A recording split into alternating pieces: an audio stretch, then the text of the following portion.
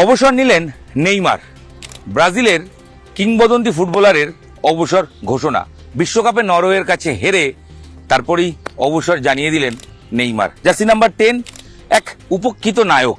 কেন উপেক্ষিত বলছি? ব্রাজিলের হয়ে সর্বাধিক গোল করার রেকর্ড যার ঝুলিতে, সে কিনা কোনোদিনও কোপা জিততে পারেনি, সে কিনা কোনোদিনও বিশ্বকাপ জিততে পারেনি। ঠিকই শুনছেন। ব্রাজিলের এই তারকা, যাকে অবশ্যই পেলে বা পরবর্তী সময় রোনাল্ডোর উত্তরসূরি হিসেবে ধরা হয়েছিল, তিনি রেকর্ড করেছেন একাধিক। তিনি দেশকে অলিম্পিকে সোনা এনে দিয়েছেন, রূপো এনে দিয়েছেন, কনফেডারেশন কাপ চ্যাম্পিয়ন করিয়েছিলেন। তবে তার কেরিয়ারে কোনোদিনও বিশ্বকাপ জোটেনি, এমনকি একটা কোপা অর্থাৎ ল্যাতিন আমেরিকার যে লড়াই, সেই ট্রফিও জিততে পারেননি নেইমার। অবসর ঘোষণার পর নেইমারের চোখে জল। নরওয়ের বিরুদ্ধে ম্যাচ, নেইমারকে 70 মিনিটে নামিয়েছিলেন ব্রাজিলের কোচ আনসেলোত্তি। তিনি জানতেন নেইমার হয়তো ফিট, কিন্তু ম্যাচ ফিট নয়। তার ফিটনেস নিয়ে প্রশ্ন রয়েছে, তার ম্যাচ ফিটনেস নিয়ে যেহেতু প্রশ্ন রয়েছে, তাই তিনি তাকে বুঝে শুনে ব্যবহার করছিলেন। সেই নেইমার নামলেন, গোল করলেন, আবার কাঁদলেনও। এইভাবেই হয়তো একটা অধ্যায়, একটা যুগের পরিণতি ঘটে গেল। চলতি বিশ্বকাপে আসার আগে একাধিক বিতর্ক হয়েছিল নেইমারকে নিয়ে, কারণ নেইমার দীর্ঘদিন দলের বাইরে ছিলেন। ব্রাজিলের কোচ হওয়ার পর আনসেলোত্তি নেইমারকে দলে ফেরান।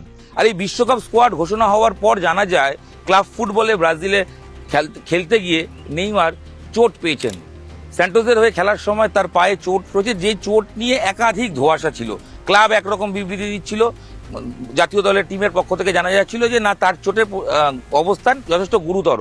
সব মিলিয়ে বিশ্বকাপে আসলেও, প্র্যাকটিস করলেও শুরুর দিকে তিনি নামেননি। একমাত্র গ্রুপের শেষ ম্যাচ, যেখানে স্কটল্যান্ডের বিরুদ্ধে পরিবর্তন হিসেবে মাঠে নামান নেইমারকে কোচ আনসেলোত্তি। পরবর্তী সময় জাপান ম্যাচেও তাকে নামানো হয়নি। জাপান ম্যাচে ব্রাজিল ধাক্কা খেয়েছিল, প্রথমে পিছিয়ে গিয়ে শেষ পর্যন্ত কামব্যাক করে 2-1 গোলে জয়লাভ করে। তবে নেইমার খেলবে কিনা, এই নিয়ে একাধিক প্রশ্ন উঠেছিল। নরওয়ের বিরুদ্ধে নেইমারকে প্রয়োজন, নেইমার ভক্তরা বারবার বলেছিলেন।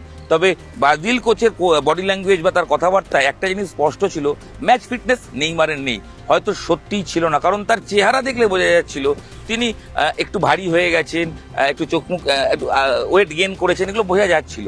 তো তা সত্ত্বেও তাকে দলে রাখা, কারণ নেইমার স্টার, সুপারস্টার। ব্রাজিলের জার্সিতে 80টা গোল করেছেন 130 ম্যাচে, যে রেকর্ড পেলের নেই, যে রেকর্ড সিনিয়র রোনাল্ডোর নেই। সেই নেইমারকে দলে তো রাখা প্রয়োজন, তাকে রাখাও হয়েছিল। নরওয়ের বিরুদ্ধে তাকে যখন নামানো হলো, তখনও কেউ গোল করতে পারেনি। তবে নেইমার মাঠে নামার পরেই নরওয়ে গোল করে এগিয়ে গেল। আর্লিং হালান্ড তিনি গোল করলেন, এক নয় জোড়া গোল করলেন। আর সেই ম্যাচে শেষে সান্ত্বনার গোল পেলেন নেইমার। একদম খেলার শেষে একটা পেনাল্টি, সেই পেনাল্টি থেকে নেইমার গোল করলেন। এবং শুধু করলেন না, নরওয়ের গোলরক্ষকের সঙ্গে একটু তর্ক করলেন, বুঝিয়ে দিলে যে আমার পেনাল্টি আটকানো সহজ নয়, তুমি ব্রুনোর পেনাল্টি আটকাতে পারো, আমি এখনো সেরা, তুমি যেদিকে ঝাঁপাবে আমি উল্টো দিকে মেরে গোল করবো। এবং সেটাই হয়েছে। তবে মাঠেই নেইমার কেঁদে ফেলেন, হাউ হাউ করে কাঁদেন। এই নেইমারের যদি পরিসংখ্যান দেখতে হয়, তিনি বিশ্বকাপ গোটা 4 বিশ্বকাপ খেললেন, তবে সব মিলিয়ে গোল করলেন মাত্র 9টি। তার চোট আঘাত তার কেরিয়ারকে কার্যত শেষ করে দিল। 2014 ব্রাজিল যেবার নিজেদের দেশের মাঠে বিশ্বকাপ খেলছিল, সেখানে জার্মানির বিরুদ্ধে সেমিফাইনাল ম্যাচের আগে নেইমারের ভার্টিব্রা ব্রোকেন হয়ে যায়, শীত দ্বারা একটি হাড় অংশ ভেঙে যায়। তারপর তিনি আর সেমিফাইনাল খেলতে পারেননি। চোট নেইমারকে বারংবার ধাক্কা দিয়েছে, একাধিকবার তার একই জায়গায় হাঁটুর চোট, পায়ের চোট তাকে ছিটকে দিয়েছে। এই যে চলতি বিশ্বকাপে স্কটল্যান্ডের বিরুদ্ধে নেমেছিলেন, সেটা নেমেছিলেন কতদিন পর জানেন? 981 দিন পর। ভেবে দেখুন, 3 বছর প্রায় তিনি জাতীয় দলের হয়ে খেলেননি। যে কোনো প্লেয়ার আশা ছেড়ে দেবে, নেইমার আশাবাদী ছিলেন যে একবার শেষ চেষ্টা করব, লড়বো, যদি হেক্সা জয়ের ব্রাজিলের এই স্বপ্নকে পূরণ করতে পারি। সেই স্বপ্ন নিয়ে তিনি পৌঁছে যান আমেরিকায়। তবে চোট তাকে শুরুতে মাঠে নামার থেকে বিরত রাখে, নামেন কিন্তু সেভাবে জয় করতে পারলেন না। শেষ বেলায় তার বা বিদায় বেলায় তার চোখে জল বুঝিয়ে দিল, সত্যি সবাই হয়তো সবকিছু পারেন না। ফুটবলার হিসেবে নেইমার লেটার মার্কস পাবেন, ফুটবলার হিসেবে নেইমার অনেকের চেয়ে বেটার। কিন্তু সেই নেইমার যখন ট্রফি ক্যাবিনেটের দিকে তাকাবেন, দেখবেন নেই, একটাও কোপা নেই, একটাও বিশ্বকাপ নেই। শুধু আছে অলিম্পিকে রূপো, অলিম্পিক 2016 সোনা, আর কনফেডারেশন কাপে তাদেরকে চ্যাম্পিয়নের ট্রফিটা। এছাড়া কিছুই নেই।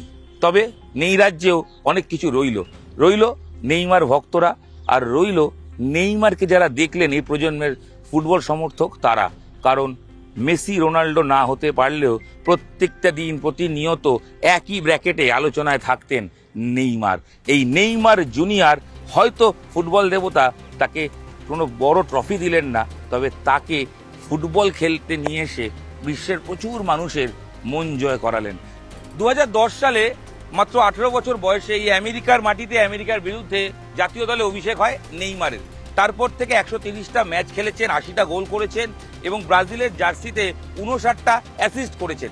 বিশ্বকাপেও নেইমারের পরিসংখ্যান মেসি রোনাল্ডোদের কাছে না থাকলেও বা এমবাপের সঙ্গে না থাকলেও তিনি কিন্তু এককভাবে যথেষ্ট বেটার পারফর্ম করেছেন। 4টে বিশ্বকাপ খেলেছেন 2014 থেকে এবং মোট 9টি গোল করেছেন। এবং আমি যদি পরিসংখ্যানের দিকে চোখ রাখি, স্পষ্ট পরিসংখ্যান জানিয়ে দিচ্ছে 2014 বিশ্বকাপ ছিল দেশের মাটিতে নেইমারের বিশ্বকাপ। সেখানে 5 ম্যাচে 4 গোল করেছিলেন, তবে কলম্বিয়ার বিরুদ্ধে ম্যাচে মেরুদণ্ডে অর্থাৎ ওই ভাটি বা ব্রোকেন হওয়ার পর তিনি ছিটকে যান, আর সেই চোট পরবর্তী সময় নেইমারকে বারংবার ট্রাভেলে ফেলেছে। তাই চোট মুক্ত হয়ে নেইমার যদি খেলতে পারতেন তাহলে হয়তো আমরা অন্য নেইমারকে পেতাম, তাহলে অন্তত আমরা এইটুকু নিশ্চিত মেসির সঙ্গে একই আসনে আমরা যখন তুলনা করতাম পরিসংখ্যানেও দেখতাম মেসির সঙ্গে কাছাকাছি অবস্থান রয়েছে নেইমারের। তবে চোট তাকে অনেকটা ধাক্কা দিলেও সব মিলিয়ে তিনি যে তারকা রইলেন, তিনি যে ব্রাজিলের একজন কিংবদন্তি হয়ে রইলেন তা নিঃসন্দেহে বলাই যায়। সব মিলিয়ে নেইমার ভালো থাকুন।